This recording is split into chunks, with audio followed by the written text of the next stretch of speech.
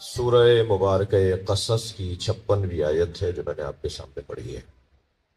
آیت کا عنوان یہ ہے کہ اللہ اپنے نبی سے بات کر رہا ہے کہ اے میرے حبیب، کس کس کو تم ہدایت دے سکتے ہو اور کس کس کو تم چاہو بھی تو تم ہدایت نہیں دے پاؤ گے جب تک کہ میں نہ چاہوں۔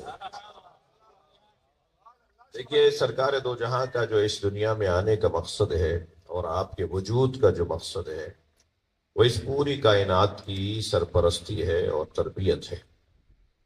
اس پوری سرکار دو جہاں کو اللہ نے اس پوری کائنات کا مربی بنایا ہے۔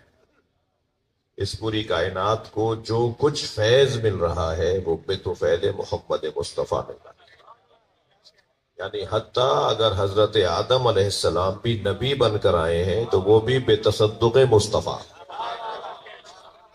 حضرت آدم کے بعد نبیوں کا سلسلہ رہا یہاں تک کہ سب کچھ ختم ہو گیا، اور حضرت نوح علیہ السلام نے پھر سارے کام نئے سرے سے شروع کیے، سارے کام دوبارہ سے شروع کیے، اسی لیے انہیں آدم ثانی بھی کہا جاتا ہے۔ وہ جو طوفان آیا، وہ جو سب کچھ غرق ہو گیا، وہ جو دوبارہ سے دنیا بننا شروع ہوئی، وہ جو دوبارہ سے نسلیں بننا شروع ہوئیں، وہ جو دوبارہ سے سلسلہ شجروں کا شروع ہوا، ان کی وجہ سے حضرت نوح علیہ السلام کو آدم ثانی کہا جاتا ہے۔ ان کے ہاں جو برکتیں ہیں وہ بھی بطفیل نبی مکرم ہیں۔ تو یہ ساری کائنات کے اندر جو جو ہادی آئے ہیں، یعنی اگر میں لفظوں کو اور بہتر کر لوں کہ علی کو بھی اگر مولا بنایا ہے تو وہ نبی نے بنایا ہے۔